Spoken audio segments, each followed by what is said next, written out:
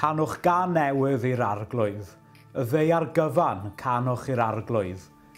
Canwch i'r arglwydd, canmolwch ei enw, a dweud bob dydd sut mae e'n achub.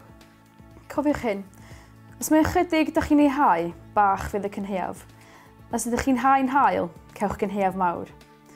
Dylai pob un ohonoch chi roi o'i wirfodd, dim yn anfodlon neu am fod pwysau yno chi.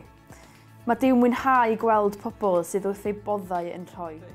Dwi wedi cael awdurdod llwyd i reoli popeth yn y nefoedd ac ar y ddaear, felly ewch i wneud pobl a bob gwlad yn disgyblion i mi.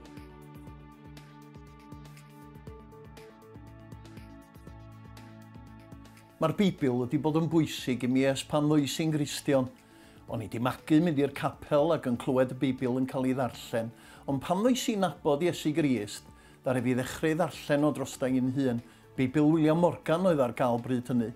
A dwi'n cofio mam a dad yn prynu copi mi pan o'n i'n 11 oed ac yn sgwennu tu mewn gwaen i wybod y geiriau heb adnabod y gair. A mae hynny di aros efo fi bod hi'n bwysig yn y pen draw ac mae'r nod yn y pen draw di dod i'n nabod Iesu Grist. Mi roedd y Beibl Cymraeg newydd di dod allan, y Testament newydd pan o'n i'n y coleg yn Bangor yn 75, a wedyn, wrth gwrs, y Beibl cyfan 88, ac o'n i wrth y modd efo hwnnw ac mi ro'n i'n ei ddefnyddio fo. A weles i rioed Beibl.net fel rhywbeth i gymryd lle naill na'r llall. O'n i'n ei weld o fel pont i helpu pobl ifanc i ffeindio'i ffordd i mewn i'r ysgrythyr, os liciwch chi.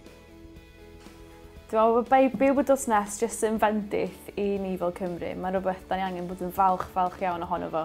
Da ni wedi cael yr rhodd arbennig yma, felly dwi'n andros y gyffroes i weld beth sy'n dod yn y dyfodol i Beibl.net. Ond mae Duw bellach wedi dangos i ni sut allwn ni gael perthynas iawn gydag e. Dim cadw'r gyfraith Iddewig gyda'r ffordd, bod y gyfraith a'r proffwydi yn dangos y ffordd i ni. Mae Beibl.net yn eithriadol o werthfawr i fi am nifer o resymau, ond un o'r resymau mwyaf pwysig, dwi'n meddwl sef rhan fwyaf o bobl yn cytuno efo fi, ydy bod yr iaith mor hawdd i ddeall.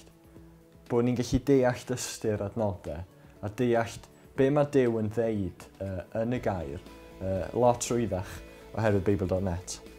Ond dwi hefyd yn licio'r copi pryntiedig o Beibl.net, oherwydd yr holl bethau ychwanegol sydd wedi cael ei roi i helpu ni ddarllen y Beibl.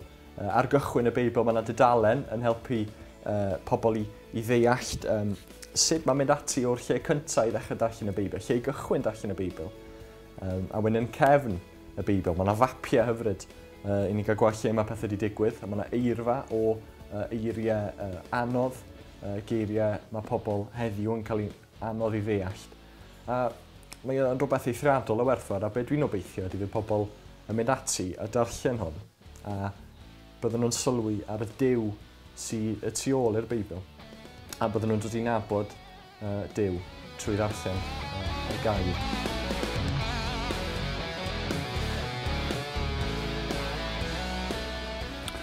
Heb amheuaeth mae Arfon Jones wedi gwneud cymwynas fawr â ni fel cenedl drwy baratoi Beibl.net ar yn cyferni. Mae wedi gwneud y Beibl yn gyrraeddadwy, mae wedi gwneud y Beibl yn ddealladwy, a mi fydd cenhedlaeth newydd o bobl yn medru i fwynhau o wrth i ddarllen o. Mae hynny'n mynd i fod yn wir am ddysgwyr, mae'n mynd i fod yn wir am bobl ifanc, a llu o bobl eraill hefyd i fydd yn gwerthfawrogi y gwaith mae o wedi bod yn wneud. Mae wedi bod wrthi ers 20 mlynedd a mwy. A da ni sylweddoli na fydd Beibl.net at ddant pawb. Ond nid cymryd lle unrhyw gyfieithiad o'r Beibl mae o fod i wneud, ond sefyll ochr yn ochr â nhw. A mi all yr unigolyn neu'r gynulleidfa ddewis pa fersiwn mae nhw'n mynd i ddefnyddio. Felly da ni'n diolch i Arfon am ei waith, yn ei longyfarch o ar ei gamp, ac yn gweddio y bydd Duw yn bendithio y defnydd yn cael ei wneud o Beibl.net. Yn ystod y flwyddyn, y bwriad ydy annog pobl i ddarllen y Beibl, herio'n gilydd i droi at y gair. Felly pwy sy'n mynd i'n condemnio ni? Wnaeth y Meseia Iesu ddim. Fe ydy'r un gafodd ei ladd a'i godi yn ôl yn fyw. a bellach mae'n eistedd yn y sedd anrydedd ar ochr dde Duw yn pledio ar ei rannu.